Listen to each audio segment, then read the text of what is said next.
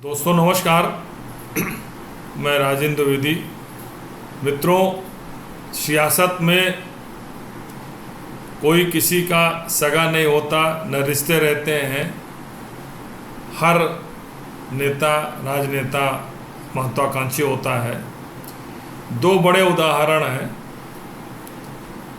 2014 में नीतीश कुमार जब लोकसभा चुनाव में पराजय मिली तो उन्होंने नैतिक जिम्मेदारी लेते हुए जीतन राम मांझी को मुख्यमंत्री बना दिया और थोड़े दिन बाद उन्हें फिर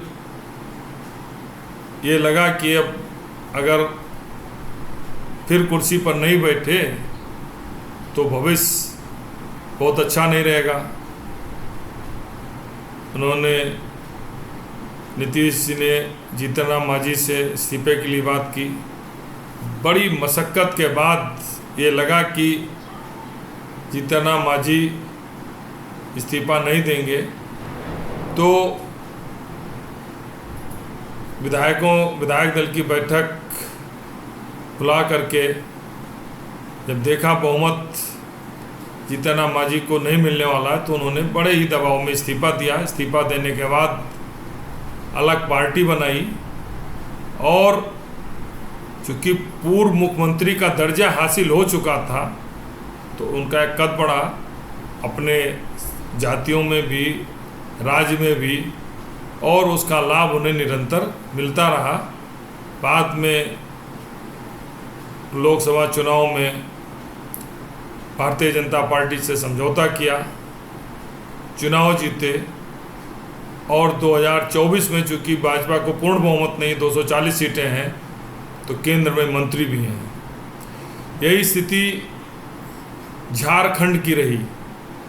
हेमंत सोरेन जेल गए, अपने सबसे विश्वसनीय और 8 बार के विधायक रहे, कैबिनेट मंत्री रहे चिंपई सोरेन को मुख्यमंत्री बनाया। और उस समय की मांग भी थी, क्योंकि अगर किसी दूसरे को बनाते या चिंपई सोरेन को ना बना करके अपने पत्नी को बनाने का प्रयास करते, जो उस समय विधायक भी नहीं थी, तो हो सकता पार्टी टूट जाती। लेकिन चिंपई सोरेन सीनियर लीडर थे, 8 बार के विधायक थे, कैबिनेट मंत्री थे और बहुत ही ज़मीनी संघर्ष से आगे आए थे। तो पार्टी को तमाम प्रयास के बावजूद तोड़ा नहीं जा सका। केंद्र और भाजपा, स्थानीय भाजपा ने बहुत प्रयास किया, तोड़ नहीं पाए, क्योंकि चिंपई सोरेन एक संगठन के ज़मीनी आदमी थे। लेकिन स्थितियां बदल गईं। हेमंत सोरेन जेल से बाहर आए, उन्होंने चिंपई सोरेन को उसी तरह से हटाया जैसे जीतन राम मांझी को नीतीश कुमार ने हटाया था। स्थितियां वैसे ही बनी जैसे जीतन राम मांझी के समय हुई थी। चिंपई सोरेन दिल्ली आए, असम के मुख्यमंत्री ने चिंपई सोरेन की महत्वाकांक्षाओं को जगाया, आगे बढ़ाया और बिना बोले ही उनके समर्थकों ने कहा कि चिंपई सोरेन का अपमान हुआ है।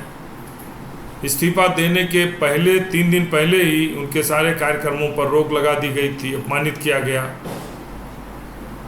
और तो सभी जानते हैं अपमान होना ना होना एक तो बहाना होता है, लेकिन चूँकि मुख्यमंत्री बन चुके थे, एक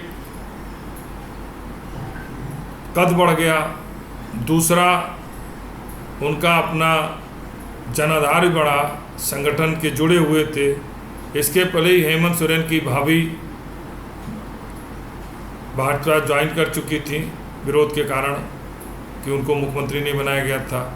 लेकिन तमाम उठापटक और एक हफ्ते कयास के बाद कि अब कलकत्ता में, कलकत्ता से दिल्ली आ गए, मुख्यमंत्री आसाम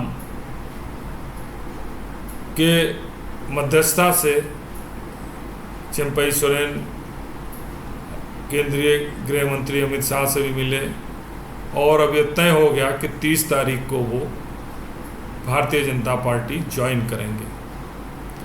निश्चित रूप से इसका लाभ भारतीय जनता पार्टी को मिलेगा, क्योंकि चिंपई सोरेन संगठन के आदमी हैं और उनका आदिवासी